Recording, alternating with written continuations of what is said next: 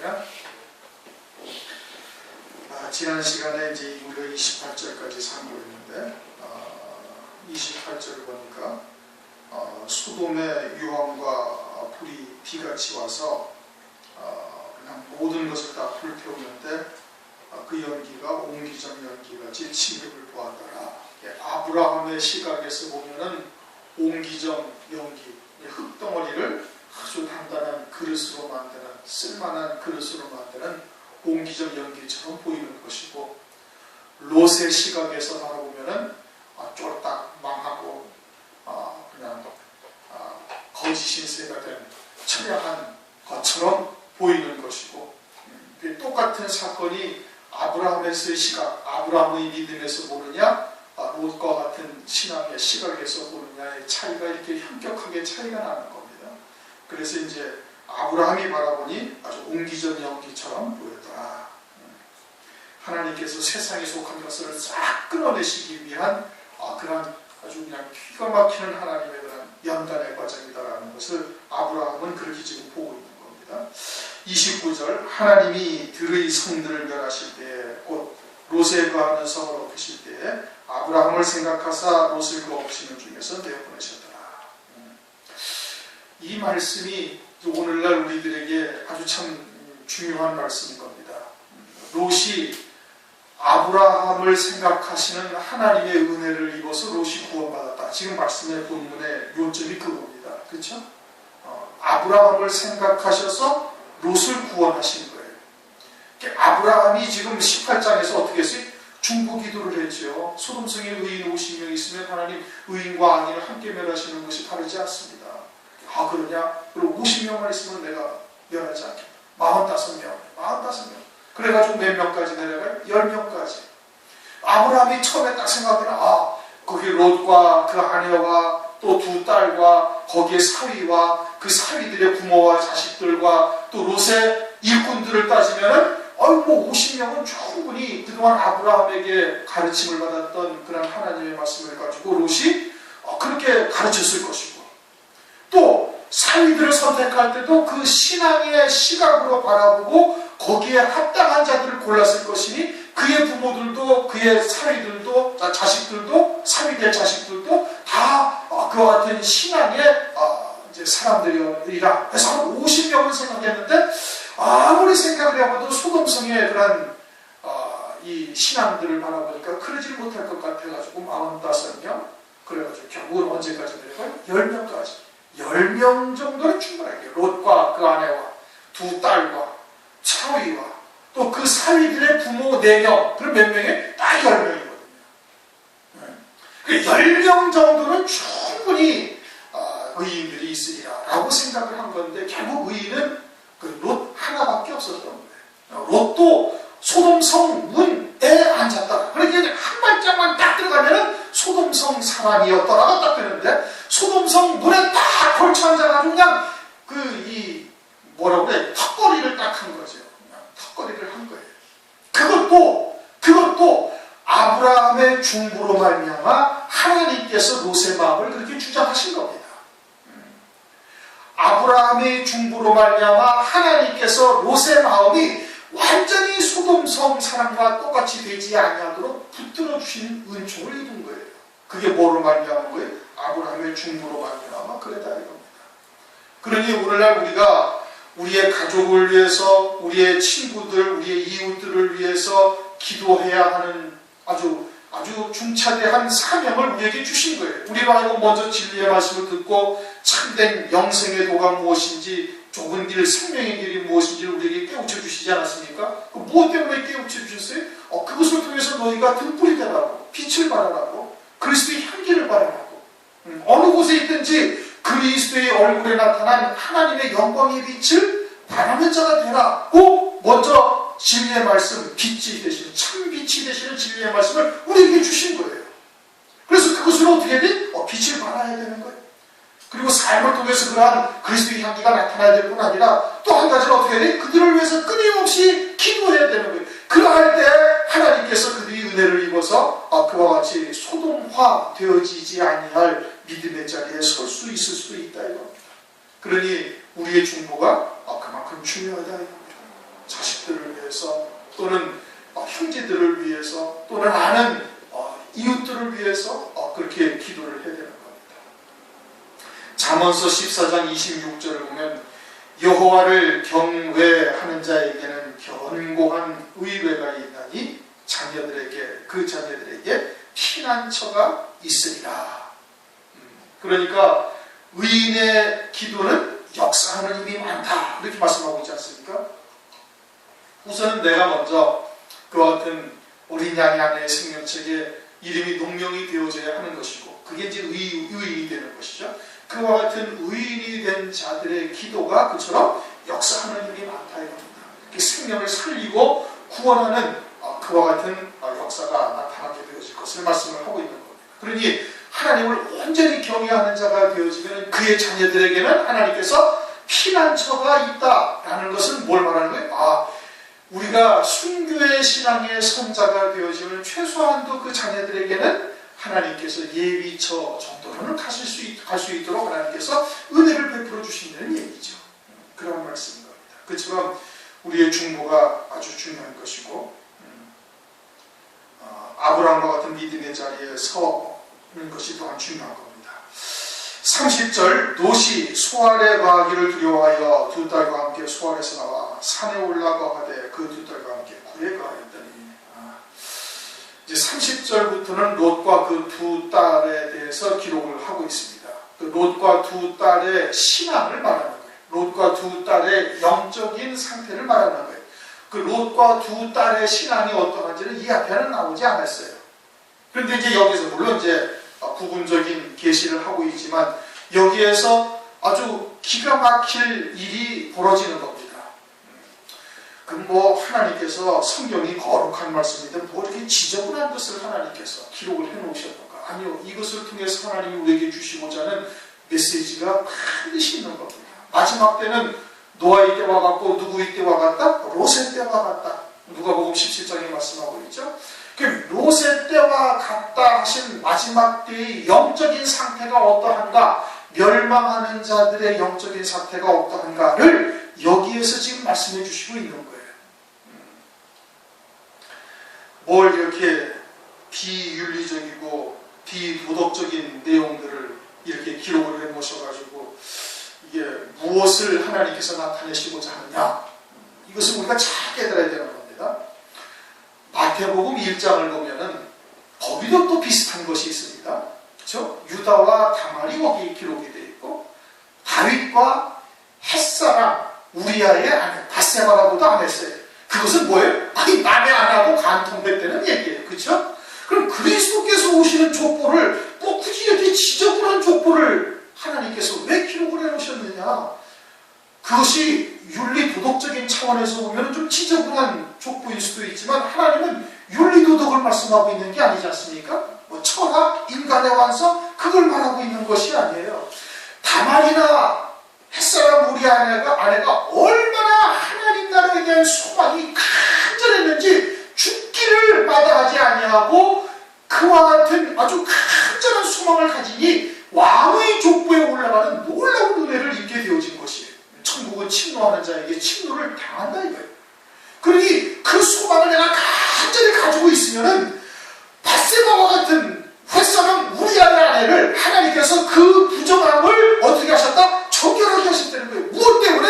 다윗의 기업에 대한 아주 강렬한 소망, 다시 말하면 하늘에 속한 온전한 소망을 그걸 말하면 그냥 자기의 생명보다 더 소중하게 여기니까 하나님께서 그 하늘에 속한 소망을 간절히 사모하는 그 마음을 보시고서 그 부정함을 하나님께서 깨끗이 해버리셨다 이거예요. 기가 막힌 말씀이지 않습니까? 다말도 역시 마찬가지. 그러니 하늘에 속한 온전한 소망으로 목숨을 걸고 그 소망을 삼아던 이 여인들이 이 육신적인 부정함을 초월해가지고 어떻게 그리스도의 족보에 오르는 그 자녀들이, 그 아들들이 왕의 족보에 오르는 이 어마어마한 영광을 얻게 되었다. 그 자녀들은 자기의 상급이거든요. 그러니까 그것은 그 뭐래? 자기도 그와 같은 영광의 자리에 이르렀다는 거예요. 무엇을 통해서? 아주 하늘의 소망을 자기의 목숨보다 더 소중하게 여겼기 때문에 그렇게 된 거예요. 반면에 롯과 두 딸은 반대의 경우입니다. 땅에 속한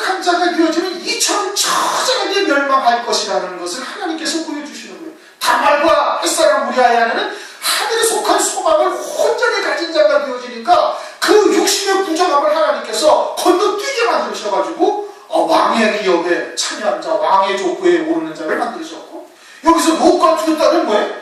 육에 속한 자, 땅에 속한 자로서의 마지막 때 살아가다가 어떻게 되어지는지 그 결말을 이들을 통해서 우리에게 보여주시는 거예요. 아주 극과 극을 지금 대비하시는 겁니다.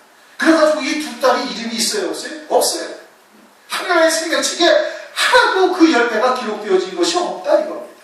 그래서 그 두 딸이라고만 명시되어져 있는 거예요.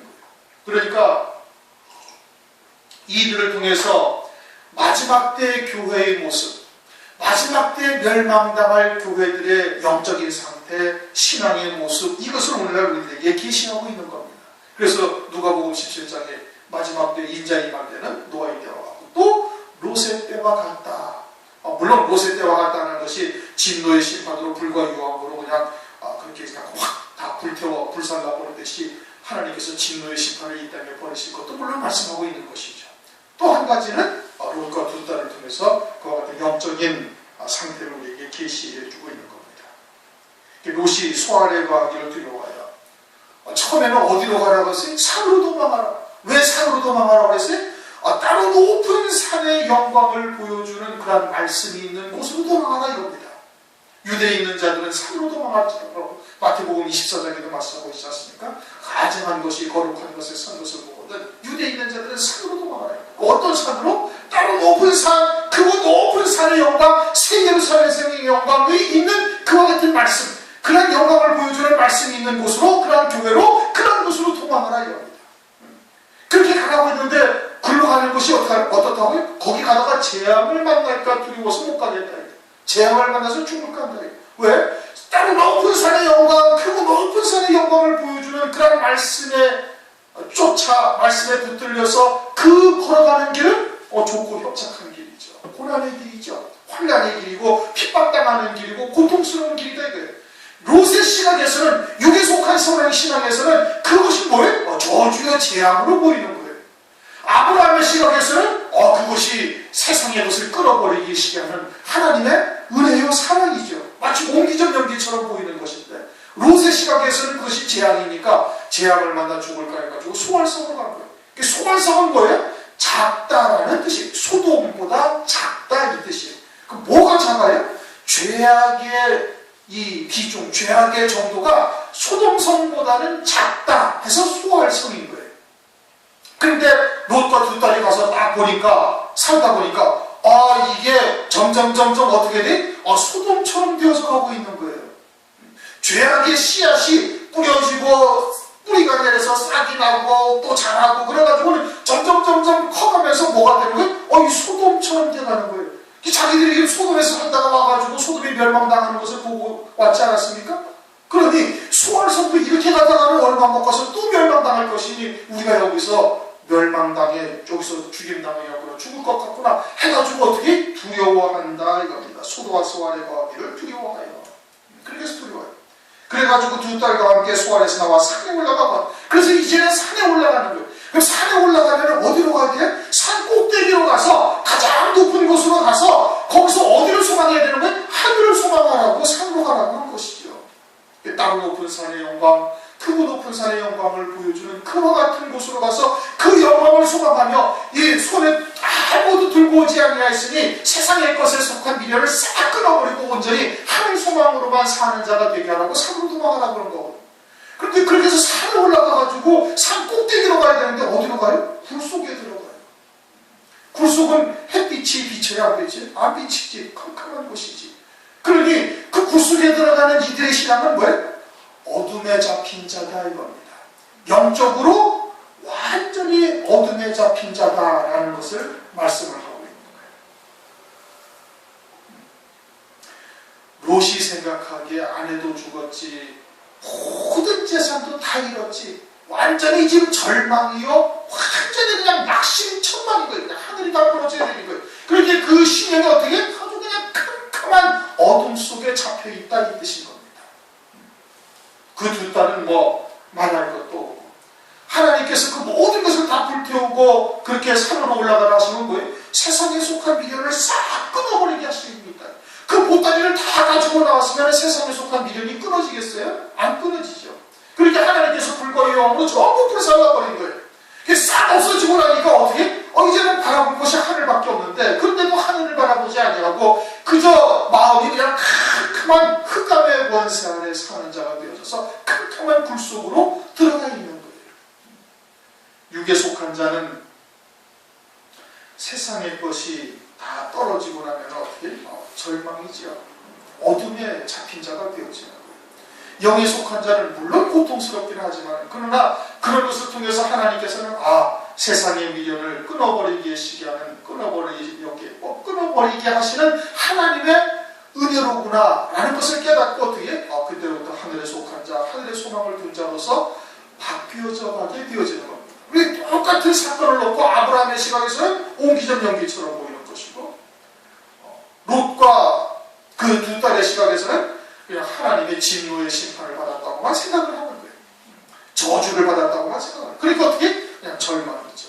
낙심천만인 거예요. 그것이 굴 속에 들어간 그와 같은 상태를 말하고 있는 겁니다. 영적인 상태를 말하고 있는 거예요. 그럼 우리도 우리에게 다가오는 고난, 연단 등등을 어떻게 바라보는가 이겁니다. 롯처럼 바라보는가? 아브라함처럼 바라보는가? 땅에 속한 자는 절망이고 망망이고 그냥 사면초가고 그렇게 바라보지만, 하늘에 속한 자는 하나님께서 온전히 하늘에 속한 자로 하늘 소망으로만 살게 하시는 하나님의 은혜로구나 라는 것을 깨닫고 어떻게? 더욱더 하나님께 감사와 찬송을 돌리게 되는 겁니다. 장차 있게 되어질 저 그리스도의 환난이 저주입니까? 아니라는 말씀입니다. 첫째 번의 영광을 입히시려는 하나님의 사랑인 것이, 그것을 사랑으로 본다면 오늘날 겪고 있는 고난이나 연단을 뭘로 봐야 돼요? 하나님의 사랑으로 봐야 돼요. 그것이 성경적인 답변일 거고 아브라함의 시각에서 바라볼 수 있는 것입니다. 그래서 두 딸과 함께 굴에 거하였더니 31절, 큰 딸이 작은 딸에게 이르되, 큰 딸이 작은 딸에게 이르되, 딸은 뭘 말하는 거예요? 교회, 오늘날 교회를 말하는 겁니다. 오늘날 교회지. 여자가 뭘 말해요? 뭘 말하는 거예요? 영적으로는 교회를 말해요. 큰 딸, 작은 딸, 큰 딸이 제안을 하는 겁니다. 큰 딸, 작은 딸은 왜? 영적으로 더욱더 마귀의 종이 되어져 있는, 오늘날로 말하면 더 아주 인본적이고 세속적인 신앙으로 꽉 차 있는 자가 큰 딸이고, 작은 딸은 그보다 조금 덜한 딸이 작은 딸이에요. 아주 인본적인 사상, 세속적인 신앙, 이것으로 가득 차 있는 곳이 큰 교회고, 조금 작은 교회는 뭐예요? 아직은 그처럼 인본적인 신앙 또는 기복적인 신앙을 가지고 있지만, 그래도 아직은 무언가 하나님의 뜻을 쫓아 또 살고자 하는 부분도 있는 그와 같은 신앙의 교회들을 말하는 겁니다. 그런데 이제 큰 딸이 이야기를 하는 거예요. 우리 아버지는 늙으셨고 이 땅에는 세상의 도리를 쫓아 우리의 배필될 사람이 없어요. 아버지가 늙어서 이제는 다른 여자와 혼인을 해가지고 배필될 남자아이들을 좀 낳아주실 수가 없다 이겁니다. 그런데 아브라함은 사라가 죽고 난 다음에 어떻게 했어요? 그 둘 아래는 후처를 얻어가지고 6 아들을 낳지 않았습니까? 그러니까 롯에게도 하나님께서 충분히 하나님의 뜻을 쫓아 믿음으로 산다면 하나님께서 충분히 아내를 두어서 자식들을 낳으실 수밖에 얼마든지 있는 거예요. 그러니까 지금 현재 믿음의 말을 하는 거예요? 안 하는 거예요? 안 하는 거예요. 그냥 상황 논리로 아주 그냥 사람 중심의 인본적인 신앙을 가지고 있는 것이죠. 또 세상의 도리를 쫓아 우리의 배필될 사람이 없어요. 하나님은 전지전능하시거든요. 얼마든지 또 어디서든지 하나님께서 택하신 자라면 믿음으로 사는 자라면 어떻게 얼마든지 그 배필될 자를 하나님께서 보내주실 수가 있는 거예요. 그런데 그러한 전능하신 하나님을 믿지 않는 거예요. 사람의 이성 또는 논리적인 사고 이런 것이 앞서고 있음을 지금 말하고 있는 겁니다. 그러니까 이게 무슨 교회라는 거예요? 이제 인본적인 교회다 이겁니다. 세속적인 교회들이다 이겁니다. 하나님을 섬기고 있지만 하나님의 온전하신 진리 가운데 있는 교회들이 아닌 것이죠. 그래가지고 어떻게 하자? 우리가 우리 아버지에게 술을 마시고 동침하여 우리 아버지로 말미암아 인족을 전하자. 지금 뭘 어떻게 하자는 거예요? 목적이 뭐예요? 인종을 전하자는 거예요. 다시 말하면 하나님께서 사람들을 세상에 둔 남자와 여자로 만들어서 세상에 두신 뜻이 뭐예요? 생육번성하는 것이 우선은 목적이에요. 그렇죠? 생육번성. 그럼 인종을 전하자 하는 것은 뭘 말하는 거예요? 하나님의 말씀을 쫓아 우리가 여기서 생육번성을 해야 될 터인데 아버지는 늙었고 우리의 배필 자들은 어디서 뭐 찾아볼 수도 없겠고 뭐 그러니까 지금 하나님의 뜻은 생육번성, 인종을 전하려는 하나님의 뜻을 우리가 이루어가는데 이루어가기 위해서 어떻게 해야 된다? 아버지에게 술을 마셔서 우리가 아버지와 동침을 해가지고 그렇게 해서 생육번성을 하자. 다시 말하면 하나님의 뜻을 우리가 이루어보자 라고 지금 말하고 있는 겁니다. 무슨 뜻인지 이해가 되셔요? 지금 이 인종을 전하자라는 것은 하나님의 뜻을 이루는 것을 말하는 거예요. 하나님의 뜻을 빙자해서 사람의 생각, 자기들의 생각대로 지금 하나님의 뜻을 이루고자 하는 겁니다. 그러나 실상은 생육번성을 빙자한 자기들의 정욕을 채우기 위함인 것이에요. 왜? 소돔에서 보고 자라온 모든 것이 그것밖에 보지 못한 거예요. 그냥 육신의 일락, 육신의 쾌락을 즐기는 것밖에 보지 못한 거예요. 하나님께서 베풀어 주신 그 많은 은총을 가지고 전부 다 육신의 일락으로 치닫다가 그 아주 머리 꼭대기까지 죄악이 관양하니까 나타난 것이 남색하는 거였거든요. 그러니까 거기서 보고 배운 것이 그거밖에 없는 거예요. 그러니 말로는 하나님의 뜻을 이루는 생육번성을 위해서 우리가 이와 같은 일을 하자고 하는 건데 그런데 그것은 전혀 하나님의 뜻에 합당한 일들이 아닌 겁니다. 그리고 그렇게 행하는 것이 죄인지를 지금 깨닫지를 못하고 있는 거예요. 왜? 그와 같이 인본적이고 또는 세속적인 말씀, 혼잡된 말씀으로 계속 자라오다 보니까 지금 자기들이 행하는 것이 하나님의 말씀을 이루는 것이라고 생각을 하지 이것이 죄라고 깨닫지를 못하고 있다 이겁니다. 네.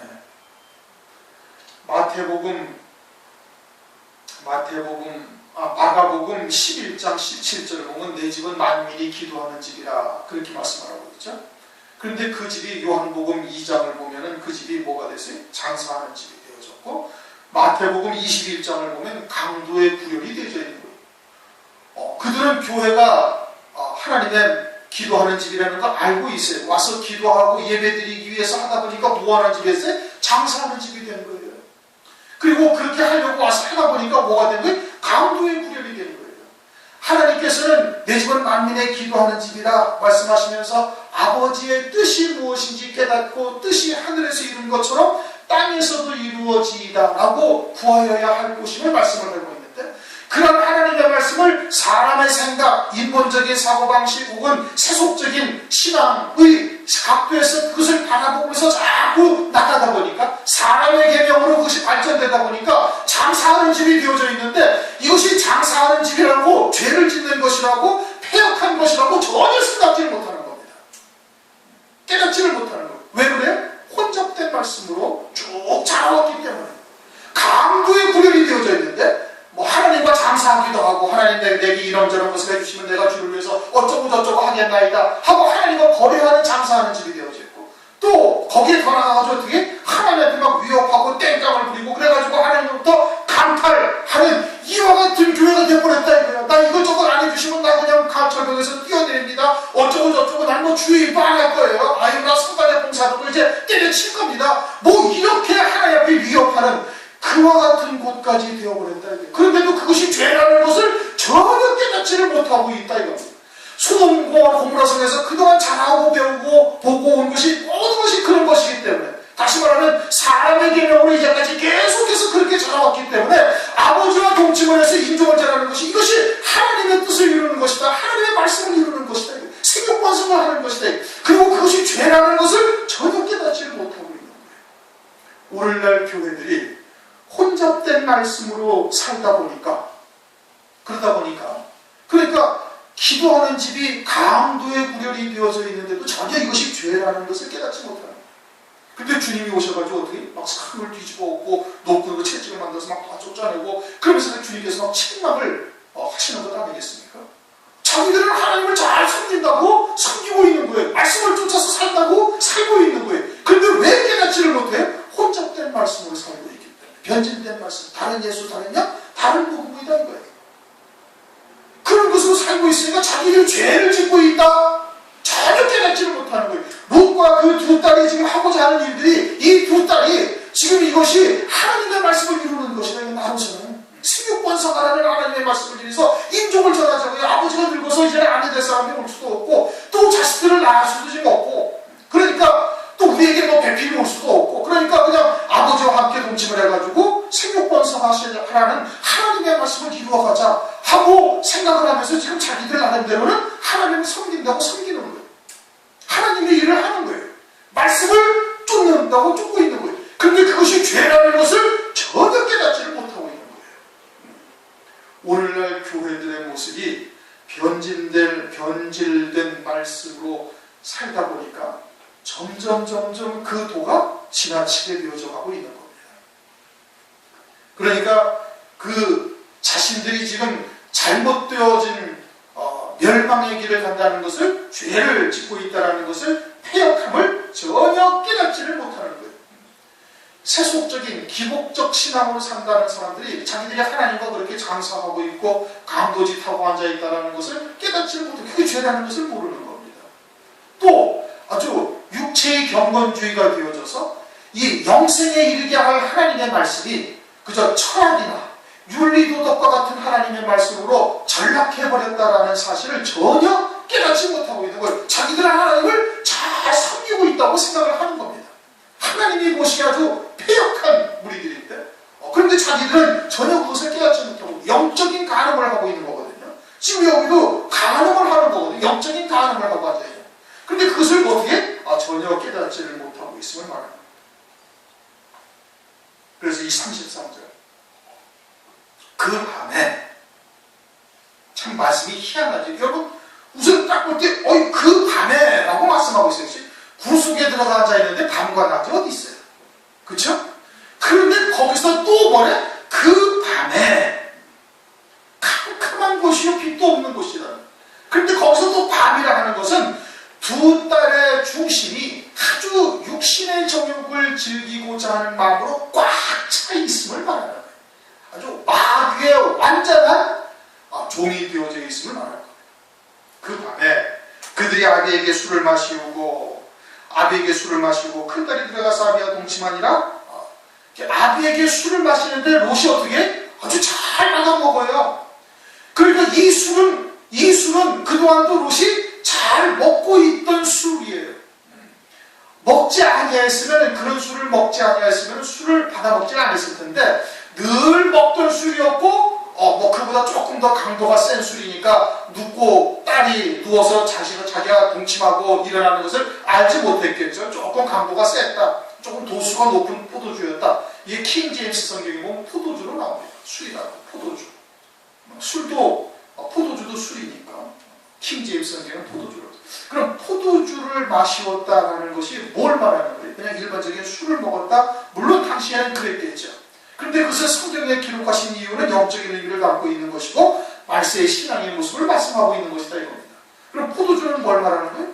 포도주는 하나님의 말씀을 말하는 것이죠. 요한복음 2장에 보면 물로 된 포도주가 있죠. 또 요한계시록 17장을 보면 음행의 포도주가 있어요. 그럼 여기서는 어떤 포도주를 먹었어요? 음행의 포도주를 먹은 거예요. 음행의 포도주를 먹고 하다 보니까 점점 취해지고, 도수도 점점 높아지고, 그렇게 해서 점점적으로 더욱더 인본적인 말씀, 더욱더 기복적인 말씀으로 빠져들어가게 되어지는 거예요. 롯도 그것을 그동안 계속 먹어왔던 거예요. 먹어왔던 것이니까 전혀 거부감 없이 왜 술이냐, 이런 것을 먹어서는 안 되지 하고 거부하지 않냐고 어떻게 주는 대로 그냥 넙죽 다 받아먹는 것이죠. 그래가지고는 이제 완전한 인본적 또는 세속적 기복적인 신앙으로 완전히 빠져버렸음을 말하는 겁니다. 그러니까 하나님께서 불과 유황으로 다 불살라 버리신 그런 하나님의 뜻을 깨닫지 못하게 되어지면 점진적으로 육에 속한 신앙, 인본적인 신앙으로 더 빠져들어가게 되어질 것을 지금 우리에게 계시해 주고 있는 겁니다. 그렇게 해서 음행의 포도주에 다 취해버리는 거예요. 요한계시록 17장에 말씀하고 있지 않습니까? 물 위에 앉은 큰 음녀가 음행의 포도주로 그냥 전부 다 취하게 만들어버리는 거예요. 그 음행의 포도주에 다 취하고 나니까 어떻게? 성도들의 피와 예수의 증인들의 피에 아주 취해버리는 겁니다. 자기들이 하나님의 택한 백성들을 죽이면서도 이것이 죄라는 것을 깨닫지를 못하는 거예요. 지금 롯의 두 딸과 롯이 동침을 하는데 그 두 딸들이 이것이 죄라는 것을 깨닫지 못하는 것처럼 이러한 신앙이 점진적으로 나가다 보면 마지막 때는 어떻게 된다? 음행의 포도주에 완전히 취해가지고 예수의 증인들을 죽이는데 아주 앞장서면서 그것이 죄라는 것을 전혀 깨닫지 못하는, 폐역이다, 하나님을 대적하는 일이다, 이것을 전혀 깨닫지를 못하는 것이다 이겁니다. 육에 속한 신앙의 결말이 그렇게 되어지는. 그래가지고는 그러나 그 아비는 그 딸의 눕고 일어나는 것을 깨닫지 못했다. 그래가지고 결국은 롯도 더 소돔화 되어져 있는 두 딸에 의해서, 교회죠, 그러한 말씀에 의해서 이제 결론적으로 뭐예요? 그러한 완전히 혼잡된 말씀, 인본적인 말씀 또는 육에 속한 말씀에 의해서 이것이 누워서 함께 자도 될 여자인지 자서는 아니 될 딸인지 분별도 못하는 자리에까지 이렇게 되어진 거예요. 다시 말하면 영적인 분별력이 완전히 상실되었다 이 뜻인 겁니다. 그래가지고 예수의 증인들을 죽이는데도 전혀 죄책감을 느끼지 못할 정도로 마지막에는 음녀교회, 음행의 포도주에 다 취해가지고 음녀교회가 다 되어져 버릴 것을 말씀을 하고 있는 겁니다. 그러니 진리가 아니면은 절대 이 혼잡된 말씀이 분별을 할 수가 없어요. 내가 너에게 이른 말이 영이요 생명이라. 주님의 말씀이 영이죠. 요한일서 5장 7절 진리는 성령이니라. 진리의 말씀이 영이신 거예요. 그러니까 영적으로 이것은 어둠의 권세, 흑암의 권세 또는 거짓 선지자에 의한 미혹의 영에 속한 말이라는 것을 진리가 아니고서는 분별이 안 되는 겁니다. 그런데 육신에 속해가지고 진리의 말씀을 받을 수가 있어요? 없어요? 없죠. 왜? 새 술은 새 부대에 담아야 되느니라. 누가복음 5장 38절. 새 술은 새 부대에 담아야 되는 거예요. 그 새 부대라는 게 뭐예요? 그것은 새 피조물 된 자, 거듭난 자, 새 생명으로 사는 자여야 되는데 롯은 지금 어떻게 살아요? 육으로 살고 있는 거예요. 영으로 사는 존재가 아니라 육으로 사는 존재예요. 새 생명으로 사는 존재가 아니라 육신의 목숨으로 사는 존재예요. 새 피조물로 사는 존재가 아니라 옛사람으로 사는 존재예요. 속사람으로 사는 것이 아니라 겉사람으로 사는 것이요. 하늘에 속한 자가 아니라 땅에 속한 자로 살고 있으니까 전혀 분별이 돼가지고 점점 더 육에 속한 자로 치닫게 되어져가지고 나중에는 딸인지 여자인지도 분별하지 못한다? 다시 말하면 영적으로 성도들을 죽이고 앉아있는데 이것이 하나님을 대적하고 성도들을 죽이는 그와 같은 멸망의 길에 선전하는 것을 본인이 전혀 영적으로 분별하지 못하게 되어진다 이겁니다. 언제? 환난될 때. 오늘날 롯과 같은 신앙이 결국은 이 두 딸과 같은 교회들로부터 나오는 혼잡된 말씀에 의해서 이렇게 타락하고 변질되고 아주 죄악이 관영하게 되어지는 자로 점진적으로 나가게 되어질 것을 말씀하고 있는 겁니다. 결국 그렇게 되는 거예요. 영에 속한 자는 더 하늘에 속한 자로 되어지고 육에 속한 자는 더 땅에 속한 자로 완전히 치닫게 되어져서 그래가지고는 완전히 굴 속에서도 그 방중에 속한 자가 되어지는 거예요. 굴에 들어가 있음에도 거기서도 또 밤에 속한 자가 되어져서 마귀가 마귀로 보이지 아니하는 거예요. 적그리스도가 마귀로 보이지 않냐고 뭐처럼 보여? 그리스도처럼 보이는 거예요. 환난날 평화의 사도, 사랑의 사도. 야, 우리의 구세주와 같은 사람이 그리스도가 오신다 할지라도 이보다 더 할 수는 없다. 그래가지고 그를 경배하고 징수표를 받게 되어지는 것이죠. 굴 속에 들어갔다가 어디까지 간 거예요? 완전히 밤에 신앙까지 내려가게 되어졌음을 말합니다. 34절 이튿날에 큰딸이 작은딸에게 이르되 어젯밤에는 내가 우리 아버지와 동침하였으니 오늘 밤에도 우리가 아버지에게 술을 마시려고 네가 들어가 동침하고 우리 아버지로 말미암아 인종을 잘하자. 작은딸은 교회요 덜 인본적이고 덜 세속적이 된 말씀으로 살고 있던 교회인데 결국에는 어떻게 돼? 육신에 속해 있으니까 큰딸에 의해서 음행의 포도주에 함께 취하는 자가 되어지고 그리고는 결국은 멸망의 길로 함께 가게 되어지는 겁니다. 동참하는 것이죠. 그렇게 해서 서로 하나가 되는 거예요. 그것을 오늘날 교회가 하나 되기 운동을 하지 않습니까? 교회 일치 운동, 천주교다. 천주교도 사도신경으로 신앙 고백하고 있지 않습니까? 같다 이거예요. 너희들이 신앙 고백하는 거나 우리의 신앙 고백하는 거나 같다 이거예요. 왜? 자기들의 고백이거든요. 신앙 고백이라는 것이. 천주교가 만들어 놓은 거예요. 그래서 이 로마 캐톨릭이 유일한 하나님의 교회다라고 고백을 하고 있는 것이 사도신경이거든요. 그렇게 고백을 하고 있어요. 자기들이 그거를 마다할 이유가 전혀 없죠. 그러니까 사도신경으로 우리도 고백하고 니네도 고백하니 같은 형제 집안 아니냐? 지네들이 큰 집이고 여기는 작은 집이라고 그러면서 이제 교회 일치 운동을 벌일 뿐만 아니라 모든 종교가 하나 되기 운동을 하는 겁니다. 왜? 모든 종교의 아주 그 황금룰, 기본적인 것은 전부 사랑, 평화 다 그러하다 이거예요. 알아. 아니고. 그렇게 가장 기본적인 공통 분모만 모아서 우리가 종교가 하나 되기 운동을 하자. 그래가지고 우리나라에서도 그런 것을 만들어가지고 합동 기도문을 만들었다는 걸 언제 한번 말씀드리지 않습니까? 하늘에 계신 성모 마리아요. 또 석가 아무개요. 그리고 어쩌고 저쩌고 기도하다 마지막에 아멘 나무 타브리라고 했던가 뭐라고 그랬던가 하여튼 이런 이상한 기도를 만들어가지고 천주교, 기독교, 불교, 유교 해가지고 합동 기도문이 되는 겁니다. 그걸 만들어서 그걸로 기도하고 앉아있다는 거예요. 기가 막힐 노릇이죠. 이처럼 지금 종교가 하나 되기 운동을 지금 하고 있는 겁니다. 큰딸, 작은딸이 하나 되자. 이와 같이 모든 종교의 그런 기본적인 사상이 같으니까 다 같이 하나 되자. 그건 결국 뭘 하자는 거예요? 종교 하나 되기 운동을 해서 장차 거짓 선지자가 등장할 발판을 만드는 겁니다. 모든 종교의 지도자가 되어져서 그가 적그리스도를 갖다가 그리스도처럼 경배하게 하면서 표적을 행하고 온갖 이적을 보이는 것이죠. 그래가지고 작은 딸도 함께 동참하는 거예요. 교회 일치 운동을 하는 거예요. 결국은 이처럼 혼잡된 말씀, 변질된 말씀, 누룩이 섞인 떡을 먹고 있는 교회들이 이렇게 되어질 것을 이들을 통해서 계시해주고 있는 겁니다. 35절 이 밤에도 그들이 아비에게 술을 마시고 작은 딸이는 아비와 동침하니라. 그러나 아비는 그 딸을 눕고 일어나는 것을 깨닫지 못했더라. 그래가지고 롯의 두 딸이 아비를 말미암아 잉태하고 큰 딸은 아들을 낳아 이름을 모압이라 하였으므로 모압 족속의 조상이요. 모압 족속의 대표적인 인물이 민수기 20장, 22장에 나오는 모압 왕 십볼의 아들 발락입니다. 그래가지고 발락이 행하는 일이 뭐예요?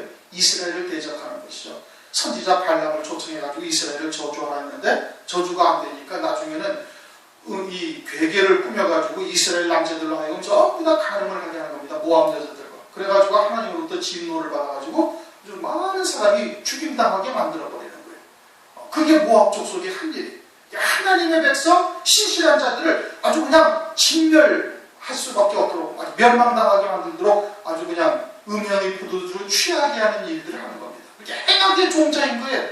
아주 세포 구석구석부터 이 소돔과 고모라에서 보고 자라온 이 두 딸의 자식들이 되어졌으니까 세포 구석구석부터 소돔화 되어져 있어요. 이렇게 가나안의 7 족속들을 멸하실 때 강아지 새끼까지 다 죽여요. 코로 이식하면서 다 죽여요. 왜? 아예 그 유전자 자체가 폐역부도한 것들로 꽉 차 있는 거예요. 우리도 우리 유전자가 어떻게 우리의 형성을 그대로 다 기억하고 있지 않습니까? 그래서 줄기세포가 어쩌고 그러는 거 아니겠어요? 체세포를 복사해가지고 만들면 똑같은 존재가 등장을 하지 않습니까? 그 뭐예요? 그 유전자가 모든 것을 다 기억하고 있는 거예요. 그처럼 아주 이 두 딸의 유전자 속에는 그냥 소돔의 그런 모든 죄악된 풍습, 그것이 아주 속속들이 다 배어져 있어가지고 그 자식들은 나도 완전히 행악의 존재예요. 그래서 가나안 족속을 그냥 코로 기식하는 것들은 다 진멸하라고 하나님께서 명하신 거예요. 그러니까 그렇게 나온 자식들 모압 족속이 그렇게 하고 또 암몬 족속이 또 그렇게 하는 겁니다. 또 대적하고 계속해서 이스라엘 괴롭히고 대적하다가 결국 망하게 되어지죠. 그래가지고 신명기서에 뭐라고 말씀하시고 있는 거 아니에요? 신명기 23장 3절 암몬 사람과 모압 사람은 여호와의 총회에 들어오지 못하리니 그들에게 속한 자는 10대뿐 아니라 영원히 여호와의 총회에 들어오지 못하리라. 하나님 나라의 기업을 받는 자로서는 절대 있을 수가 없다라고 지금 말씀을 하고 있는 겁니다. 왜? 행악의 종자이기 때문에. 이사야서 1장을 보면은 3절인가 4절에 행악의 종자가 행악의 종자. 완전히 그냥 구석구석이 다 아주 그냥 그 부패, 폐역으로 가득 차 있는 거예요. 그러니까 하나님께서 어떻게 그 바벨론에 딱 멸망시켜버리는 겁니다. 더 이상 두고 볼 수 없는 관영한 상태가 되어지니까. 모압 족속과 암몬 족속도 역시 마찬가지가 되어지는 것이에요. 오늘은 이제 29절부터 마지막 38절까지의 말씀을 우리가 참고했는데 29절은 아브라함의 중보를 말씀하고 있는 것이고 30절 이하 롯과 두 딸은 말세에 교회들의 영적인 상태, 멸망할 음녀들의 영적인 상태, 음행의 포도주에 취하는 자들인 겁니다. 그들의 영적인 상태가 어떠한가라는 것을 대표 계시로 지금 말씀하고 있는 거예요. 인자 임할 때가 노아의 때가 왔고 롯의 때가 왔다. 이걸 잘 보셔야 되는 겁니다. 이게 영적으로 잘 분별이 되어져야 되는 거예요. 그리고 그렇게 멸망길로 가는 자들을 위해서 기도해야 되고 하나님의 말씀을 그들을 위해서 증거하셔야 될 수 있게 되는 겁니다. 그렇게 되시기를 주님의 이름으로 축원합니다. 통성으로